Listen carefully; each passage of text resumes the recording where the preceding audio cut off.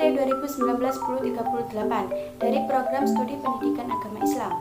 Dalam video ini saya akan menjelaskan terkait buku yang telah saya baca yang berjudul Bimbingan dan Konseling yang ditulis oleh Dr. Andesto Hirim MPD. Berikut ini penjelasannya. Ada 3 bab, yaitu pada bab pertama membahas tentang pengertian, tujuan, dan fungsi pelayanan bimbingan dan konseling. Bab kedua membahas tentang sasaran dan lingkup pelayanan bimbingan dan konseling di lingkungan sekolah atau madrasah. Bab ketiga membahas tentang prinsip-prinsip, asas-asas, dan landasan pelayanan bimbingan dan konseling. Langsung saja pada bab pertama, yaitu tentang pengertian, tujuan, dan fungsi bimbingan dan konseling. Kata bimbingan sendiri secara etimologi berasal dari kata guidance yang berarti tuntunan atau pertolongan, atau juga bisa diartikan dengan bantuan. Makna bimbingan sendiri juga bisa kita ketahui dari akronim kata bimbingan.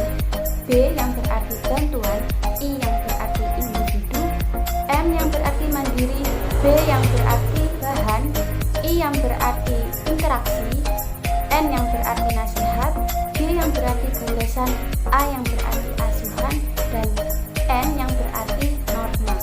Jadi secara terminologi, bimbingan adalah bantuan yang diberikan oleh pembimbing kepada individu agar individu itu mencapai kepada kemandirian dengan mempergunakan berbagai bahan melalui proses interaksi dan pemberian nasihat serta gagasan dalam suasana asuhan dan berdasarkan norma-norma yang berlaku. Nah, sedangkan makna konseling sendiri secara etimologis berarti pemberian nasihat, anjuran, dan pembicaraan dengan bertukar pikiran. Dan secara terminologi, konseling adalah hubungan timbal balik antara 2 orang, yaitu klien dan konselor, untuk menangani masalah klien yang didukung oleh keahlian dalam suasana yang laras dan integrasi, serta berdasarkan norma-norma yang berlaku untuk tujuan yang berguna bagi klien tersebut. Jadi dapat disimpulkan bahwa bimbingan dan konseling adalah proses bantuan atau pertolongan yang diberikan oleh pembimbing atau konselor kepada klien atau konseli melalui proses hubungan timbal balik atau tatap muka antar keduanya agar klien tersebut memiliki kemampuan dan kecakapan melihat dan dapat menemukan masalahnya serta dapat memecahkan masalahnya sendiri. Adapun tujuan dari bimbingan dan konseling adalah agar tercapai perkembangan yang optimal kepada klien yang dibimbingnya. Dengan kata lain, agar klien tersebut dapat mengembangkan potensi yang dimilikinya secara optimal dan dapat menyesuaikan dengan lingkungan sekitarnya.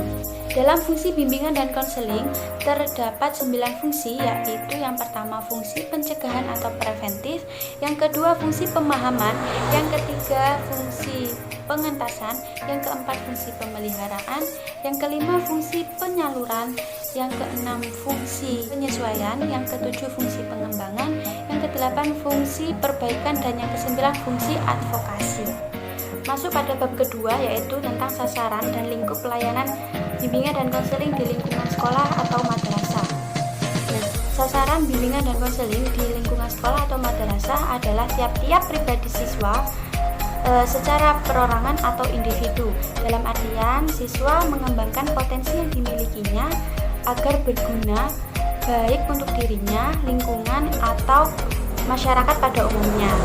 Ada beberapa tahapan-tahapan untuk melakukan sasaran pengembangan diri pada pribadi siswa, yaitu tahap pertama, adanya pengungkapan, pengenalan, dan penerimaan diri, seperti adanya pertanyaan mengapa harus diungkap, siapa yang diungkap, dan bagaimana cara untuk mengungkapnya. Tahapan kedua yaitu tahapan pengenalan lingkungan. Dalam artian setiap individu harus bisa menyesuaikan dengan lingkungan sekitarnya.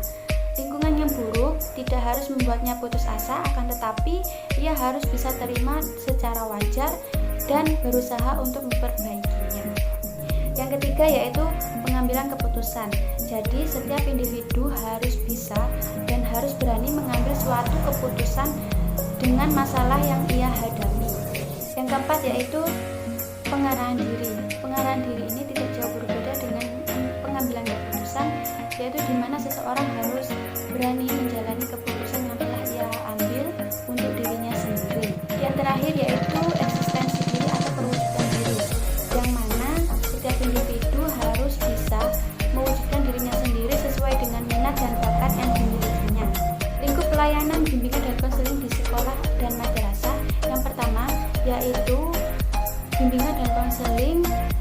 sebagai bentuk pemberian bantuan. Yang kedua, bidang bimbingan dan konseling yang mencakup pribadi, sosial, belajar, dan karir.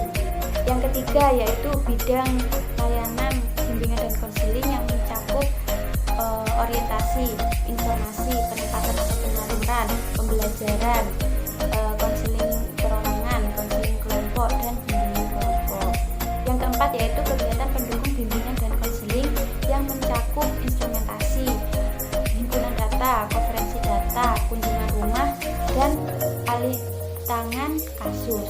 Ada bab yang terakhir yaitu pada bab 3 tentang prinsip-prinsip, asas-asas, dan landasan bimbingan dan konseling.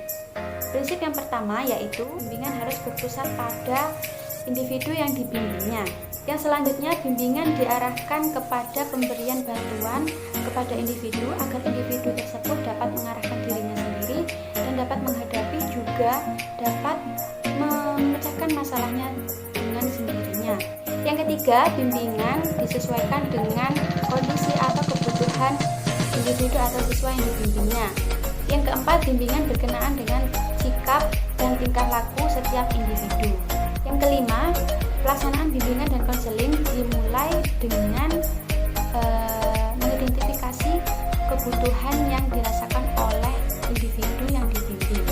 Yang keenam, upaya pemberian bantuan atau pelayanan bimbingan dan konseling sebaiknya dilakukan secara fleksibel agar tidak kaku, artinya harus menyesuaikan dengan kondisi yang ada.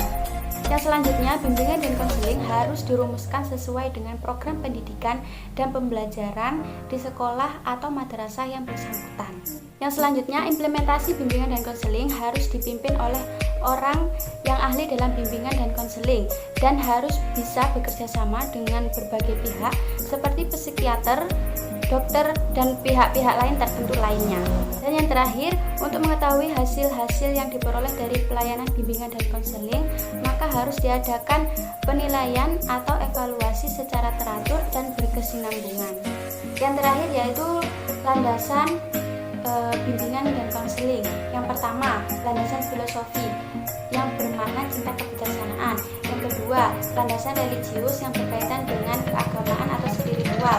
Yang ketiga, landasan psikologis yang mempersoalkan tentang perilaku setiap individu.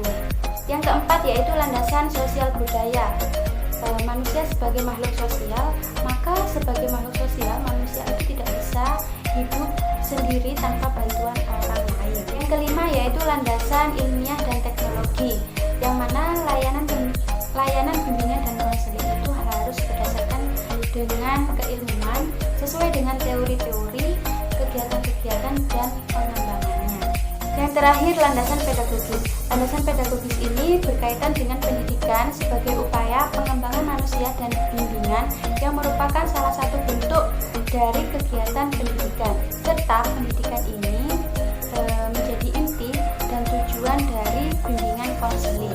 Sekian video dari saya, kurang lebihnya mohon maaf. Terima kasih. Wassalamualaikum warahmatullahi wabarakatuh.